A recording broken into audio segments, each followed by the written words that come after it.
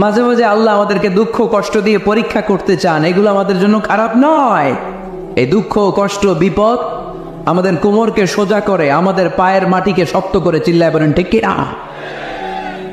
প্রতিকূল পরিবেশে কিভাবে বাঁচতে হয় এই দুঃখ কষ্ট আমাদেরকে শিখায়। এজন্য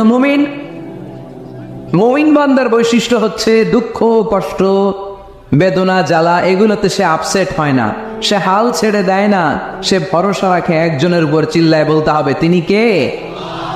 কারণ মুমিন জানে রাত্রি যত গভীর হয় অন্ধকার তমানিসা ভেদ করে সুবহে সাদিক হয়। মুমিন জানে গর্ভবতী নারীর পেটের ব্যথা যেই দিন বাড়তে থাকে ওই দিনই নতুন মেহমান আগমনের সময় ঘনাতে থাকে। মুমিন জানে তার জীবনে দুঃখ কষ্ট বিপদ যত বাড়তে থাকে সুখের দিন কাছে আসতে থাকে। এজন্য মুমিনের হারাবার কিছু নেই। ইন্না মাআল উসরি ইউসরা, ইন্না মাআল উসরি ইউসরা। নবী কষ্টের পরেই আছে আনন্দ, দুঃখের পরেই আছে সুখ।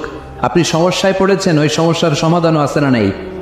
এই পৃথিবীতে এমন কোন সমস্যা আছে যেটা সমাধান নাই? কথা বলেন। সমস্যা তৈরি করেছে কে? আবার সমাধানও দিয়েছে কে? Allah doesn't create a lock without its key. Allah কখনো চাবি না বানাইয়া ওইটার তালা বানায় নেই। কথা কন। তালাও যেহেতু আছে ওই তালার চাবিও বানিয়েছে কে?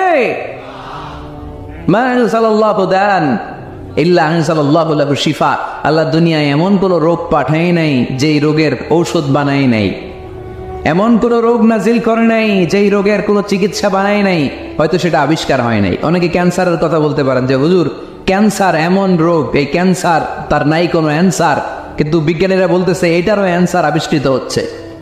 সুবহানাল্লাহ কইবেন না? কিছু কিছু ক্ষেত্রে হয়েও গিয়েছে। এজন্য দুঃখের পরেই আছে সুখ, কষ্টের পরেই আছে আনন্দ।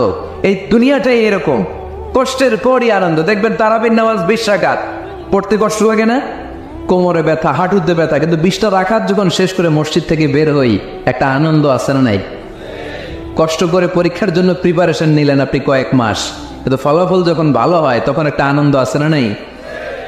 সারাদিন রোজা রাখলেন রমজানে, কি কষ্ট, তৃষ্ণায় গলা ফেটে যায়, কিন্তু ইফতারির সময় যখন রুহ আফজা শরবতটা খাই কেমন লাগে? একটা আনন্দ আছে না নাই? এজন্য আল্লাহ বললেন فَإِنَّ مَعَ الْعُسْرِ يُسْرًا إِنَّ مَعَ الْعُسْرِ يُسْرًا।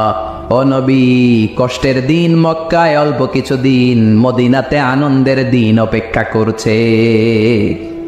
আমাদের জীবনে যে দুঃখ কষ্ট আসে আমরা ধৈর্য ধরবো, তাওয়াক্কুল করবো একজনের উপর, তিনি কে? কারণ আমরা বিশ্বাস করি কষ্টের দিন এটা